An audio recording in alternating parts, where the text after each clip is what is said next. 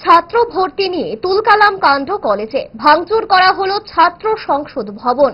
উত্তপ্ত পরিস্থিতিতে আতঙ্ক ছড়ায় কলেজে।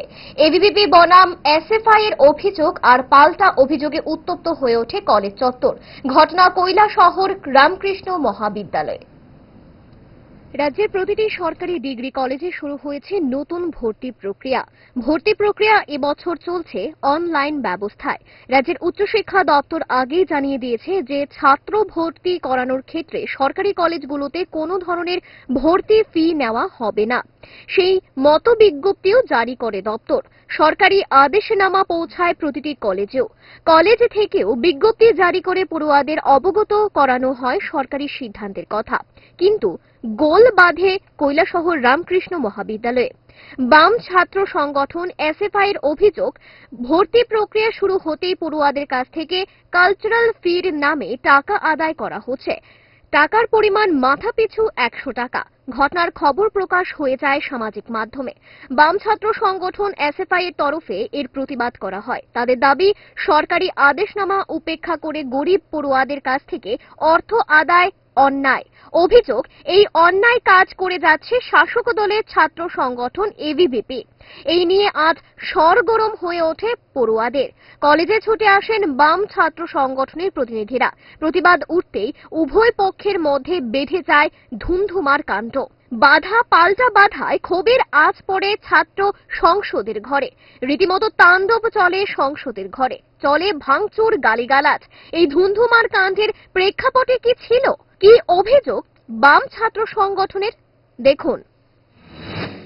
ভারতের ছাত্র ফেডারেশন কৈলাসহর বিভাগীয় কমিটির পক্ষ থেকে রামকৃষ্ণ মহাবিদ্যালয়ের মাননীয় প্রিন্সিপাল মহোদয়ের কাছে মৌখিকভাবে যোগাযোগ করার পর উনি আমাদেরকে বলেন যে কলেজ কর্তৃপক্ষ এই ব্যাপারে জানে না, যে এবিভিপির গুন্ডারা যে কলেজের মধ্যে 100 টাকা করে ফি নিচ্ছে মেয়েদের কাছ থেকে, এই ব্যাপারে ওনার কোনো জানা নেই।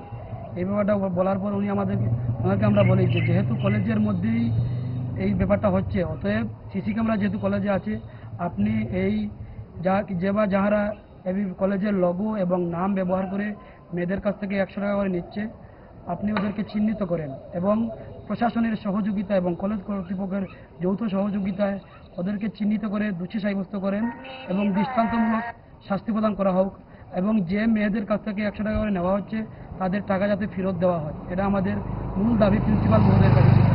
তাছাড়াও আমরা তার পরবর্তী সময়ে হাইয়ার অথরিটির কাছে যোগাযোগ করি। ওনারাও আমাদেরকে বলেন যে রাজ্যের শিক্ষা দপ্তর থেকে এমন কোনো ইনস্ট্রাকশন নেই যে কলেজের মেয়েদের কাছ থেকে 100 টাকা করে নেওয়া হবে। এই মূলত এই ব্যাপার নিয়ে আমরা প্রিন্সিপাল মহোদয়ের কাছে গত 3 দিন আগে যোগাযোগ করেছিলাম। বিপরীতে যাদের বিরুদ্ধে অভিযোগে স্বর চড়া করা হলো, সেই এবিভিপির প্রতিনিধিদের বক্তব্য, হামলা চালিয়েছে এসএফআই। এর অভিযোগ ডাহা মিথ্যা। শুনবো ঠিক কি বক্তব্য ছাত্র সংগঠন এবিভিপির।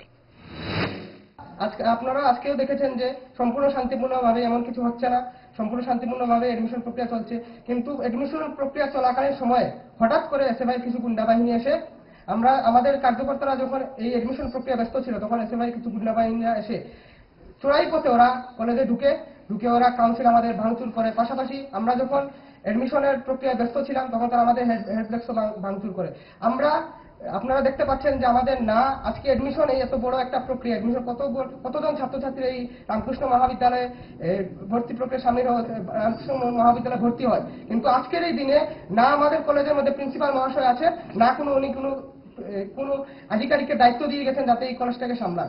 তো এই ফাঁকে দিকে এসএফআই গুন্ডা বাহিনীরা এসে আমাদের এই ভর্তি প্রক্রিয়া যাতে ব্যর্থ ঘটানো যায়, যাতে বিঘ্ন ঘটানো যায়, যাতে এই শান্তিপূর্ণ রামকৃষ্ণ মহাবিদ্যালয়ে যাতে অশান্তির সৃষ্টি করা যায়, তারা এসে আমাদের এই ভর্তি প্রক্রিয়া বাধা সৃষ্টি করে। কলেজে আচমকা এই হামলার ঘটনায় মুহূর্তে ভর্তি হতে আসা পড়ুয়াদের মধ্যে সৃষ্টি হয় এক অশান্তির আবহ। ঘটনাস্থলে দেখা মেলেনি আরক্ষা প্রশাসনের কর্মীদের। কলেজের অধ্যক্ষের বক্তব্য অবশ্য জানা সম্ভব হয়নি সংবাদ প্রতিনিধিদের। সব মিলিয়ে কলেজে এদিন ছড়ালো অশান্তি আর আতঙ্কের মুহূর্ত। এই পরিস্থিতিতে কলেজের অধ্যক্ষের কঠোর ভূমিকা নেওয়ার দাবি উঠেছে শিক্ষা সচেতন মহল থেকে। শিক্ষাঙ্গন থেকে মুক্ত অঙ্গন না বাজুক বিষের বাঁশি, এমনটাই চাইছেন সচেতন মহলের লোকজন। এখন দেখার বিষয় কোমলমতি পড়ুয়াদের রক্ষায় কলেজ অধ্যক্ষ কতটা কঠোর হতে পারেন। Bureau report, Times 24 network.